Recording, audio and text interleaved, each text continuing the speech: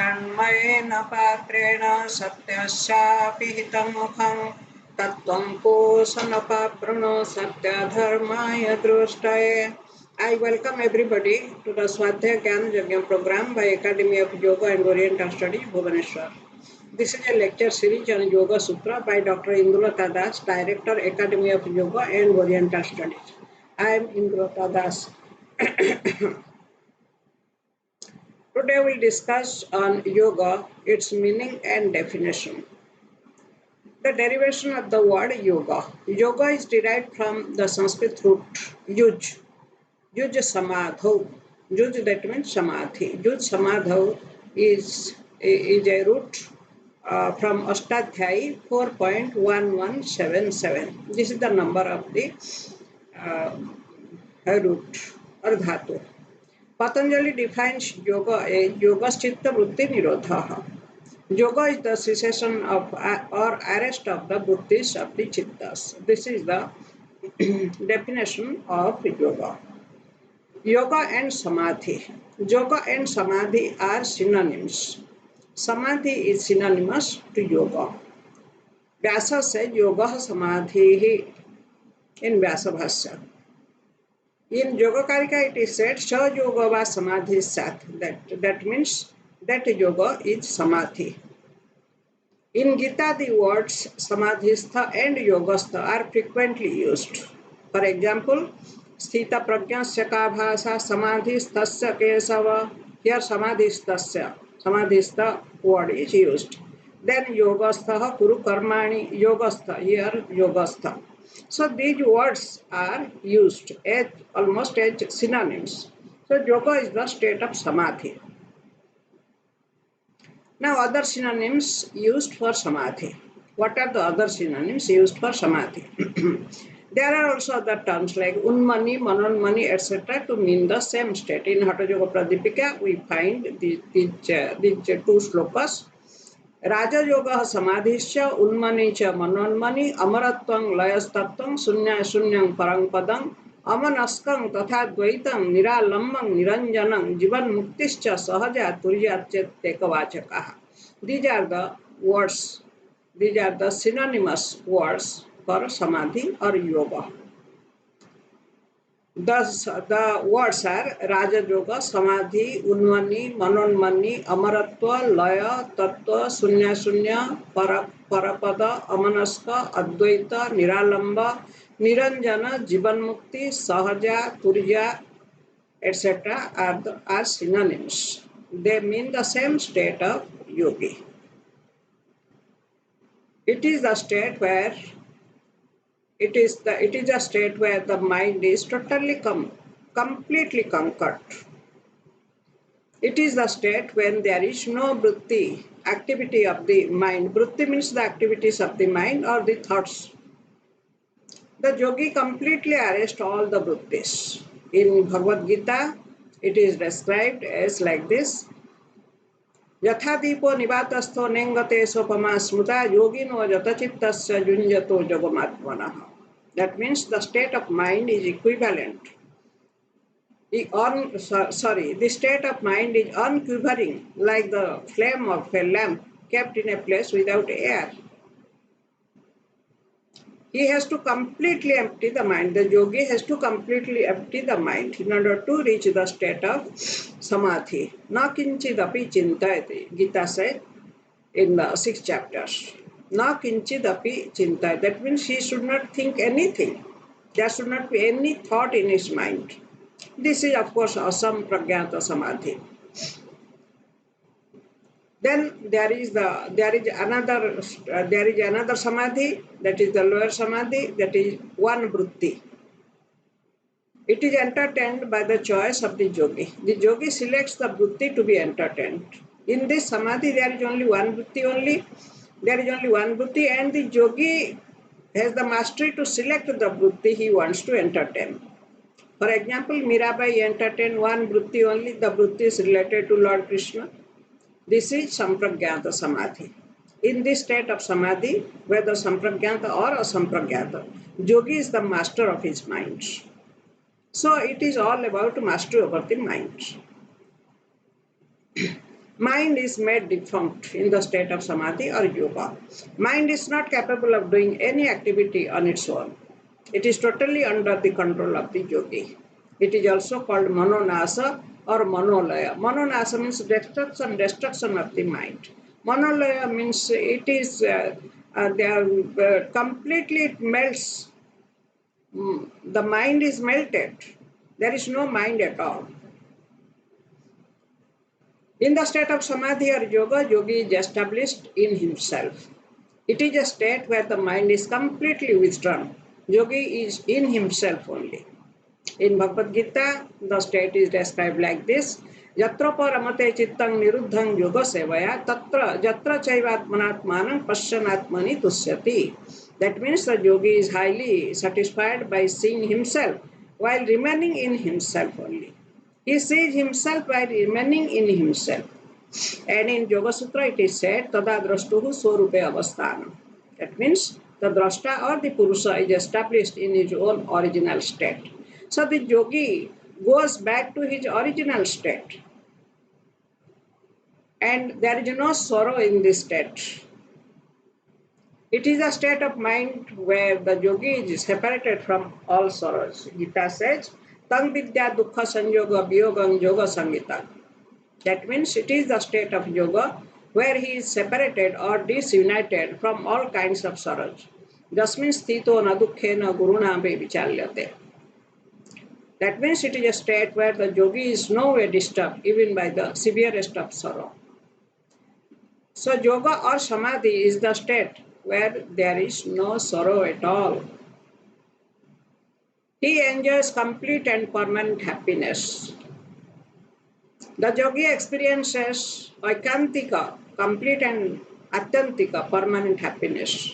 In Bhagavad Gita, 6th chapter, it is said, Sukham atyantikam jattat buddhi grahya matindriyam vyakti jatra nachaivayam sthitas chalati tattvata. This is the description of the state of Samadhi. The yogi enjoys the happiness which is beyond the perception of the indriyas. This happiness is grasped only by the buddhi. And he never moves from the enjoyment of this bliss once he is established in this state. This is a description of the state of yoga or samadhi. This is the highest state of mind. Samadhi is the highest state of mind. Mind has 5 states called Chittabhumis. Mind has 5 bhumis. And the 5 bhumis are Mudha, Khipta, Vikhipta, Ekagra and Niruddha. Yogi is in Niruddha state of the Chitta when he is in Samadhi. Yoga is possible in the Niruddha state. Yoga is possible in Ekagra state also, but it is completely possible in Niruddha state. In Ekagra state, he can start practicing yoga, but in Niruddha state, he reaches the highest state of yoga. Now the explanation of the 5 Chittabhumis. The Khipta, Mudha and Vikhipta states of mind are described like this in Yoga Karika. Sada sthira bhavet khipta mudha moha vasha tatha khipta vishishta vikhipta staryatmika hisa. That means khipta is always restless. Khipta Chittabhumi, that is always restless. Then Mudha Chittabhumi is full of moha. Then Vikhipta Chittabhumi is a state where the mind is sometimes stable and sometimes unstable. Then Ekagra state of mind. Ekasmin nishta evarthe sangsaktam yatra lilaya ekagra chittavumisa sampragyana prasurmata. This is Yoga Karika. When the mind is capable of attaching itself on any object very easily, this chittavumi is called ekagra. This leads to sampragyata yoga. Now the Niruddha state. Niruddha chittavumi. संस्कार मात्र शेषा या प्रत्यय रहिता सदा सा निरुद्धा समाख्याता योगस्य मुख्य भूमिका. This is the highest state of yoga. When the mind has the capability to have no vritti at all, it is the niruddha state. Now the mind is so capable that it can remain without any activity or without any vritti. Only sanskaras will remain and there will be no vritti or no pratyaya at all. This is called Niruddha Chittabhumi. Now, definition of yoga by some other text. Let us see some other text. What is their definition? Definition of yoga by other text. Definition of yoga by Bhagavata. Bhagavata says, Parohi yoga manasa samadhi. That means the samadhi of the mind is the supreme yoga. So the same thing. In Gheranda Samhita, it is said, Samadhistu para yoga bahubhagyena labhyate. That means Samadhi is the supreme yoga which is obtained due to great fortune. The same thing.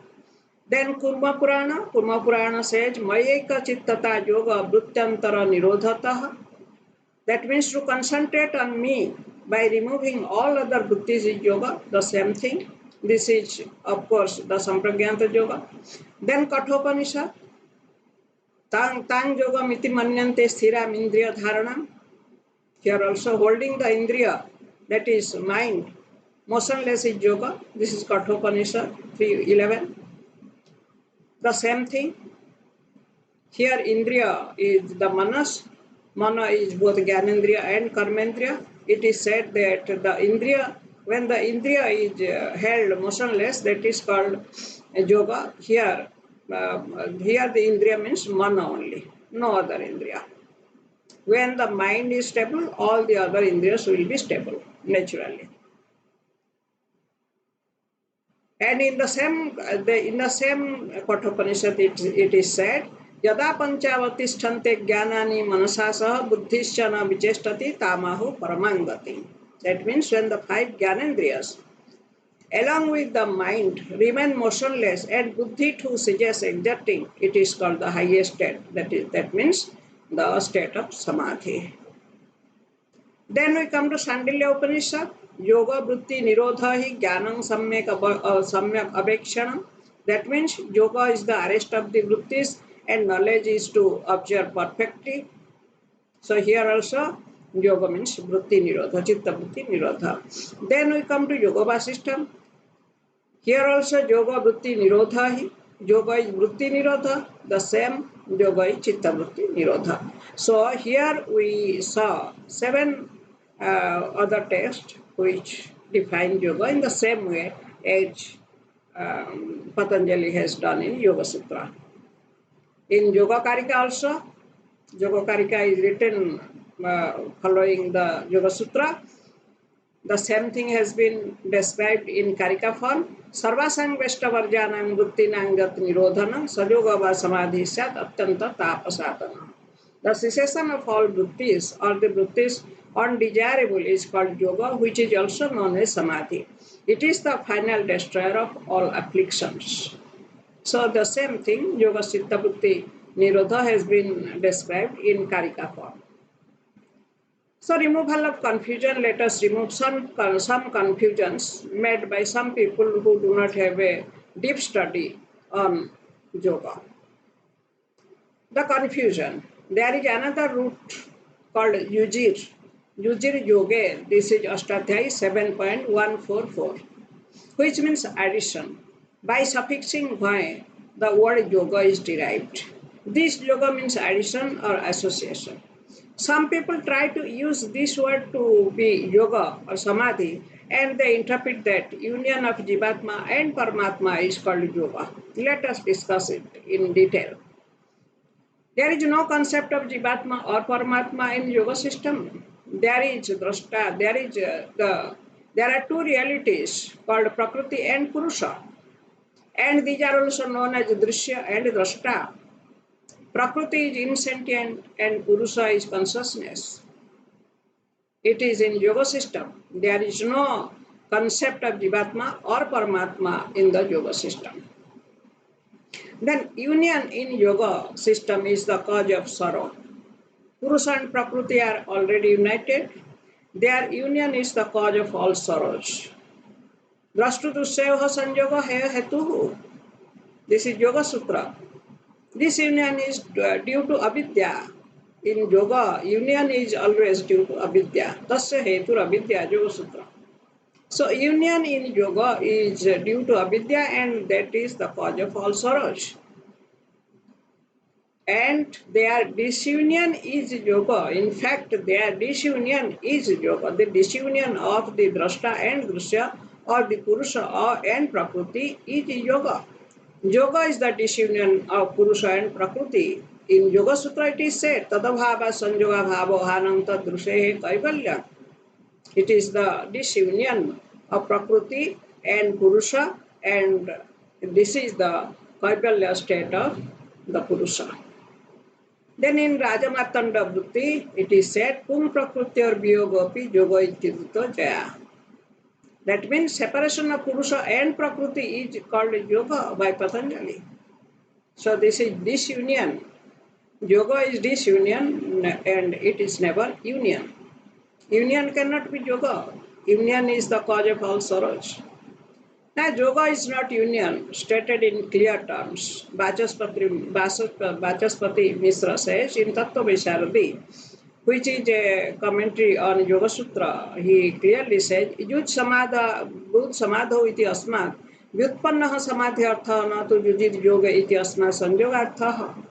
That means the word yoga is derived from the root yuj, samadho, and not from the root yujir yoga. Therefore, yoga means samadhi and not union.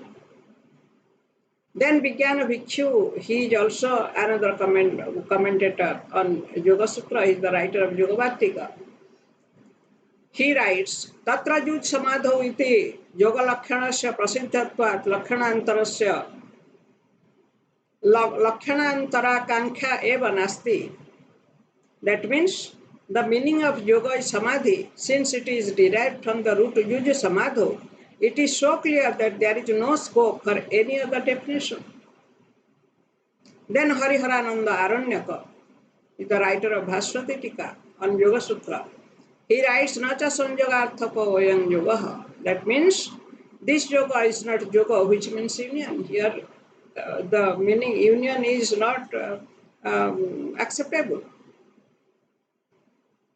The cause of the confusion. Why this confusion? As I told, the confusion is nothing but due to lack of deep knowledge in yoga. Let us discuss that the word yoga is confused as union has some causes.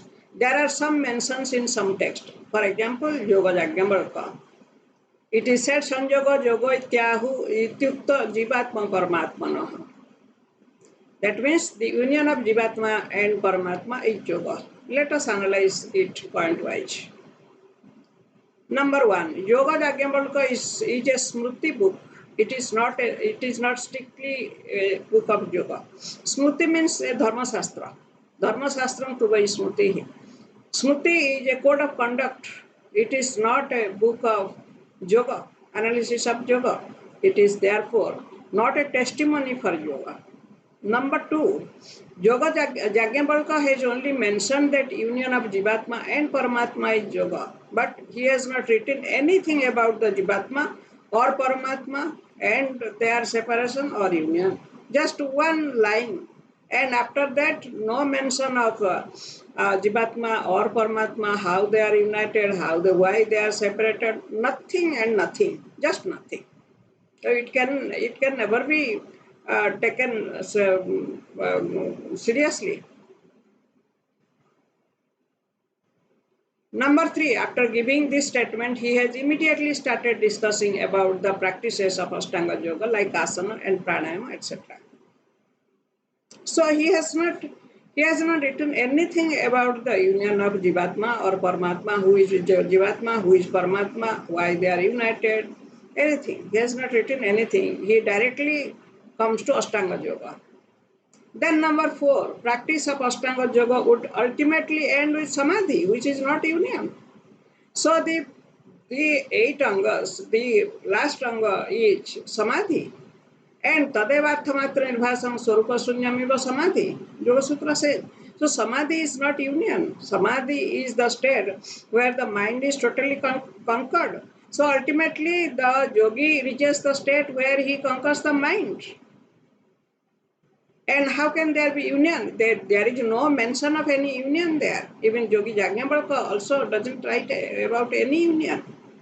Number 5, therefore the mention of union of Jivatma and Paramatma is only metaphoric, that is unreal, that is not real, it is metaphoric only. Number 6, in fact, there is a total transformation of a human being when he reaches the final stage of yoga. He is established in his original form. Then there is no scope of union of anything with anything else. Tada drashtuhu swarupe avasthan, Yogasutra says. Now, the final state is called Kaivalya. Kaivalya means only one. Keval. Keval means only one. One of the synonyms of yoga is Advaita or non-dual, and Niralamba, that means supportless. As I have already told, there are two slokas in Hatha Yoga Pradipika to which give the synonyms of yoga or samadhi. Raja Yoga Samadhischa Unmanicha Manonmani Amaratvam Layastatvam Sunya Sunyam Parang Padam Amanaskam Tatha Advaitam Niralambam Niranjanam Jivan Muktischa Sahaja Turja Chetya Kabachakaha. So when it is said that synonym of yoga is Advaita, Advaita means non-dual, there is no question of any other entity. Then Niralamba, Niralamba is supportless, that means single without any support. How can yoga be union? It is impossible to define yoga as union. So multiple meanings of the word yoga. How many meanings are there for the word yoga? Let us see. In Medinikosa we find multiple meanings of yoga. Like any other word, yoga has also many meanings. Yoga purvartha samprapto sangati dhyana yuktisu vapustarye prayogeja viskambhadisu bhesaje. These are the various meanings of the word yoga. Yoga means number 1, achievement of new things. Number 2, association. Number 3, dhyana related practices. Number 4, stability of body. Number 5, application. Number 6, preparation of medicine by mixture. These are the 6 meanings of the word yoga. Now number 1, apurva artha samprapti. Apurva artha samprapti. In Bhagavad Gita, it is said, Tesang nitya vijuktanang yoga khemang bahamya aham. Here the word yoga is used for apurva artha samprapti. Apurva artha samprapti means to get something which one has not already acquired. So Lord Krishna said, I take the responsibility of yoga and khema. Yoga means to acquire something which is not acquired, and khema is to maintain it. So I take the responsibility of yoga and khema of my devotees. Here yoga means apurva artha samprapti. To acquire something which is not yet acquired. Here yoga, I have already mentioned, yoga means new achievements and khema means preservation of the achieved. So here yoga is used in this sense. Number 2 meaning is sangatihi, association or union. Number 3, dhyana yuktisu, dhyana related matters, samadhi. Number 4, vapustarje, stability of the body is also another meaning of yoga. Then number 5, prayoga, application. Gita is called Yoga Shastra. Yoga Shastra means Prayoga Shastra. Number 6, preparation of medicine by mixture in Ayurveda. This is exclusively for Ayurveda. This, for example, Nisa Amalapi Yoga. Here the word yoga is used for a mixture, which is prepared by mixing 2 or more medicines. So like this, there are 6 main meanings of yoga. And we should not confuse all the yogas to be the definition of yoga. Now, like many other meanings, union is a meaning. It has nothing to do with yoga in the context. Yoga is also used to name The chapters of Gita, like Arjuna Vishada Yoga, it has nothing to do with the original meaning of yoga. It is just the name. Then it should not be confused with the main meaning of yoga, that is Samadhi. Yoga means Samadhi. It is the only meaning in context with the Yoga Shastra. Now affiliated meanings of yoga. Yoga used for yogangas also. For example, dhyana yoga, asana yoga, pratyahara yoga. Here the word yoga is used for yoga anga. Yoga anga means steps of yoga. Then number two, any means of liberation, any method of liberation is also named as yoga. For example, bhakti yoga, karma yoga, etc. In Yoga Sara Sangraha, it is said,